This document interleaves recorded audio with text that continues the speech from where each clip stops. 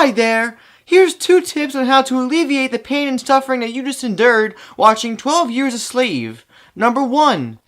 Watch Django Unchained. Number 2. Play Grand Theft Auto 5, play as Franklin, and murder Caucasians!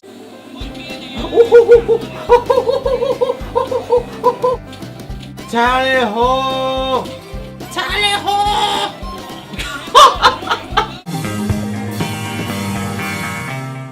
Hey, what's up everybody? Welcome to MaffmanJones Movie Reviews. I'm your host, John Maffio, and today's featured movie is 12 Years a Slave, directed by new-coming director who directed Shame a couple years ago, Steve McQueen.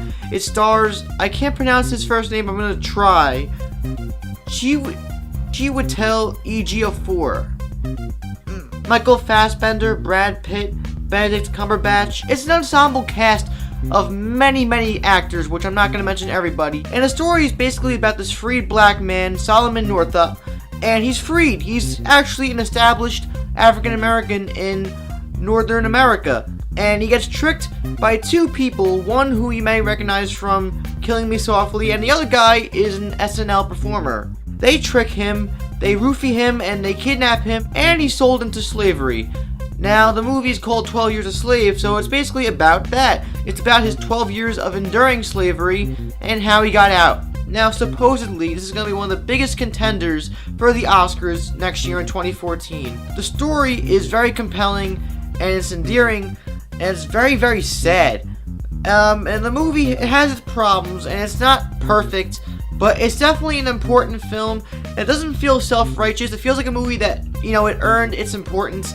And I feel like you should see it because it is educational, even though it's very brutal. And it has dozens upon dozens of recognizable actors. Paul Giamatti is on the banner, but he makes maybe 2 minutes worth of screen time in the whole movie. The main guy, Chiwetel, the main guy who plays Solomon, the main actor, he is going to be nominated for Best Actor. His performance was so compelling, and you're basically taken through this 12-year journey, and you really feel the reality of the suffering and the pain that he endured during these 12 years as a slave. And he actually earned his keep, and then he got kidnapped and he was brought back down to that level, and you see him rise up again. Well, not rise up, but just you watch him just go through this, and you see him witness all this bullshit going on. It's a very tragic story. Brad Pitt, Benedict Cumberbatch, the woman from American Horror Story, this one woman who plays the character Patsy, who is really great in this movie. But then we have Michael Fassbender,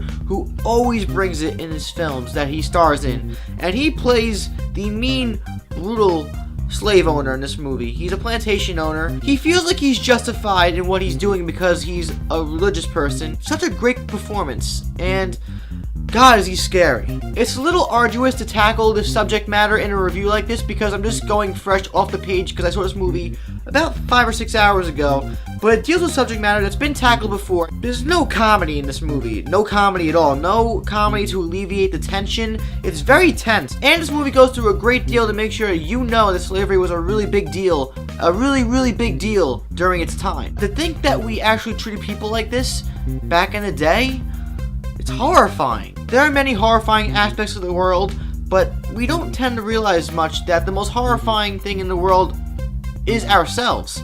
And when we go to a really dark place, humanity could be the most terrifying thing ever. Director Steve McQueen has such great conviction with his direction of the storytelling, along with the actual cast, but there's such great conviction in where the movie goes, and it's based on a true story because it's based on a novel written by Solomon Northup, so it's based on a true story. Though what I was genuinely surprised at was that the film wasn't directed with such pretentiousness, and it wasn't directed with, a snobby schmug feel.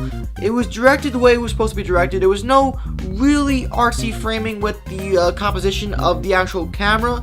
It was directed, it had great cinematography, but the movie didn't feel like, it didn't feel self-righteous. It didn't feel like, oh yeah, look at this movie, it's supposed to be very important. We know that we're gonna win all the Oscar. It's just trying to tell a really compelling story, and it does that in a very succeeding way. Overall, 12 Years a Slave is a very compelling movie that tells a tale of slavery that's very brutal, heartfelt, genuine. It's a movie that you have to watch eventually, but it's not a movie you would want to revisit. It's a movie that you'd be glad you saw, but you don't have to watch it again after a first viewing. And that's why I'm going to call it a one and done. It's going to be a 4 out of 5 stars. Solid film. Right now, 12 Years a Slave is only available in New York and LA theaters, but when it comes to you, this weekend, I'm pretty sure, it opens up nationwide. Then let me know what you thought about it in the comments down below. Did you enjoy it? Did you enjoy the subject matter? Are you glad you saw it because now you have a little more acknowledgement of the history of slavery?